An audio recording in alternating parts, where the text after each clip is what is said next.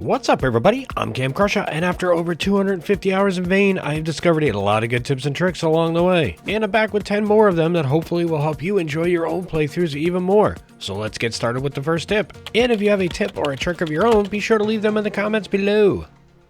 A horde often shows up when you're out looting, am I right? And that's when you need some high ground the most. This horde here attacked me as I was exploring Outpost Alpha. There's not a lot of high ground except the box truck. And that makes the hordes a lot more manageable because they're only going to climb up 1, 2, maybe 3 at a time. So you can take them out one by one. And a box truck or a mail truck is also really good as your early base defense during a horde attack too.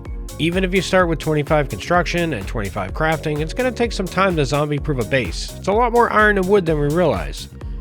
In this example, I have the box truck close enough to the loading dock and roof to prevent the Jerrys from climbing up on one side, but far enough to keep them from getting me from the roof. So that was one less side to defend. But sometimes even those advantages disappear in a second, and you get yeeted 500 feet.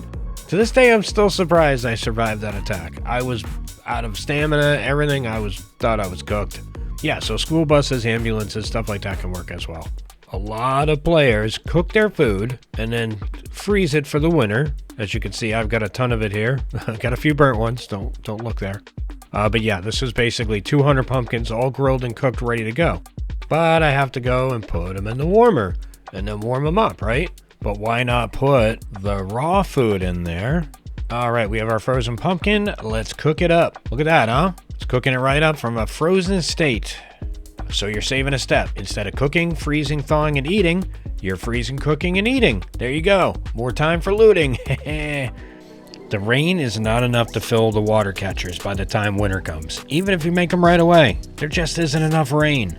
Here is one in-game hour of drizzle and showers. A measly 32 ounces. That's a quart.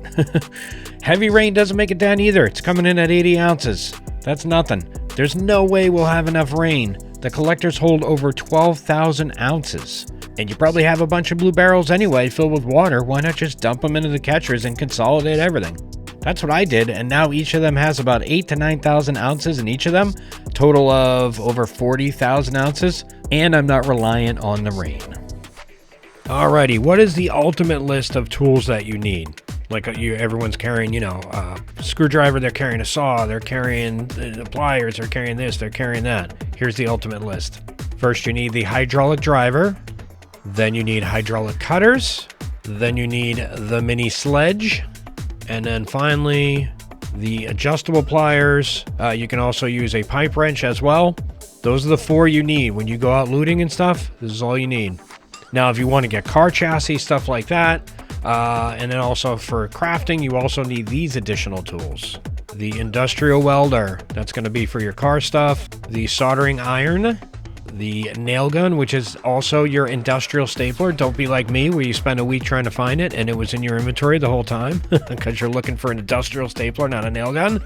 And then finally, the powered drill. You're going to need that for a few crafting items. You will need to carry a screwdriver for opening cans if you don't have a claw sword or an axe as your melee weapon. That's the only asterisk to this. Alrighty, we just made a makeshift battery. Now we want to connect it. So it's important to remember, and it's easy to get this mixed up. You always want to go from what receives power to what gives power.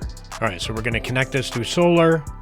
I could do 2 here, I could hook it up there, or we could hook it up to the roof. Now you're thinking, man, I gotta go all the way up there, I gotta get a car, I gotta climb up here. Nope, you can actually just connect it like this, watch.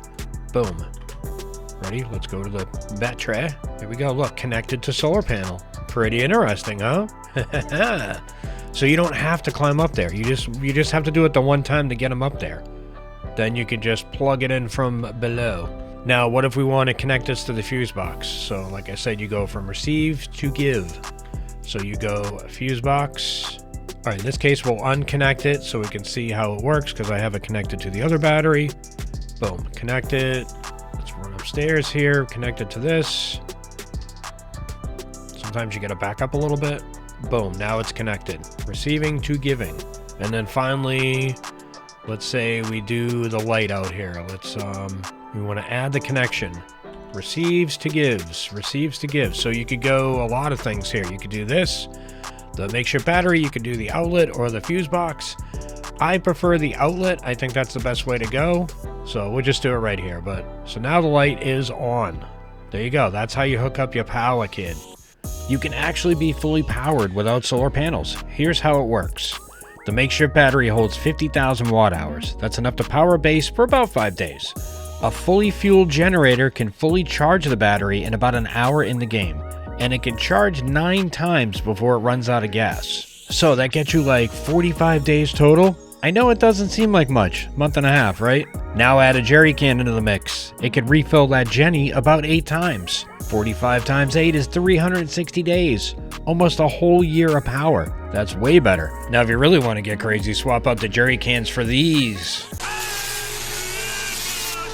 Alright, there we go. We have our 24 pumpkins. Doing pretty good. Doing pretty good. Alright, let's add this stuff here. Yeah, so you want to put the boxes down in the middle, in between there, so you can reach the plants on the first level, because otherwise, what's the point of it, right, if you can't get them? All right, let's get the rest of these going. Yeah, we can get the other one, too. 24 and 8, that's 32. We have 32 now. Not bad. 32 pumpkins. That's a lot. 7, 8. There we go. Now we have 36.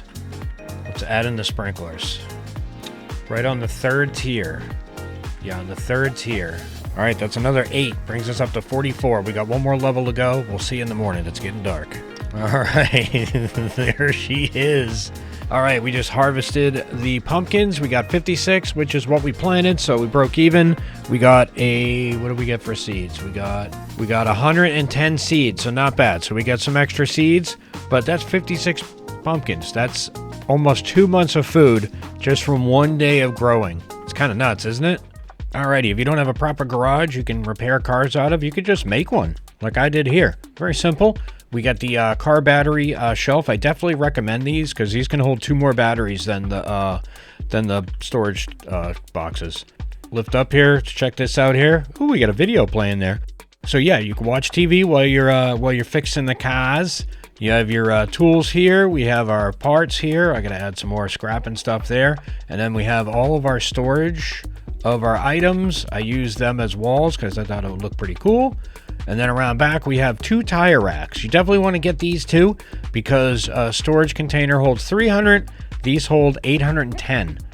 That's enough for I think 27 tires versus 10. So they're very easy to get. Just look around in any garage. The hazmat suit might be one of the best clothing items in the game, and it's very easy to get right away. You can always find a zombie wandering around wearing one. It protects you versus water, the biggest weather problem, which can kill your batteries and can kill the electronics as well if you're not careful. Plus it protects you while hot wiring cars. Yeah, repairing it is super easy as well. Yeah, and you need rubber scrap, 5 each repair. And it gets you to that mysterious island that's out in the middle of the lake over here. Oh, a cabin with farm plots. Oh, anticlimactic. All right, you want to add some fun decor to your base? Why not some military helicopters? There you go. There's one on the roof there. There's another one here. If you're wondering how to spawn them in, you go to the admin menu, which is the / button on your keyboard. Hit vehicles, hit Heli Blackhawk, and hit spawn.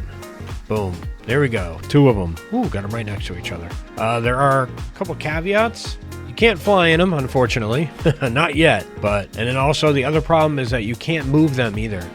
Can you push them? Yeah, so you can push them a little bit, but it's a real pain to move them around. So you also cannot destroy them. So once they're in, they're in.